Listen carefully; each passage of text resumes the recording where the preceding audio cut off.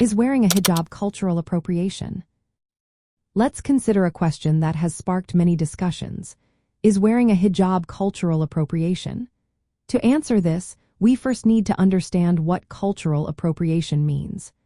Cultural appropriation is when someone takes elements from another culture without proper understanding or respect. This can lead to misrepresentation or exploitation of that culture. The hijab is a headscarf worn by many Muslim women. It symbolizes modesty and faith. When someone who is not Muslim wears a hijab, the meaning can change based on the context and the person's intentions. If a non-Muslim wears it simply as a fashion statement, it may be seen as cultural appropriation. This is because it lacks an understanding of the religious significance behind the hijab. On the other hand, if a non-Muslim wears the hijab as a sign of respect or solidarity, it can be perceived differently. The key here is the intention behind wearing it. Understanding the cultural significance is essential. Now, let's look at this through the lens of moral relativism and pluralism.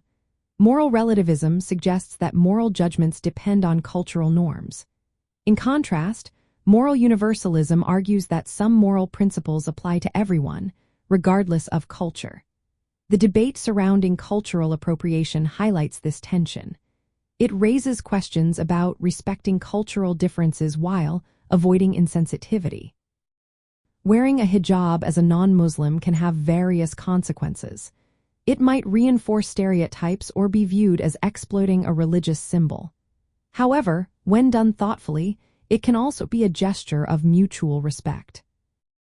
Ultimately, whether wearing a hijab is cultural appropriation hinges on the person's intentions and their awareness of its significance. It is vital to approach such actions with sensitivity and an understanding of the ethical implications involved. This topic invites us to reflect on how we engage with cultures different from our own and the importance of respect and understanding in our actions.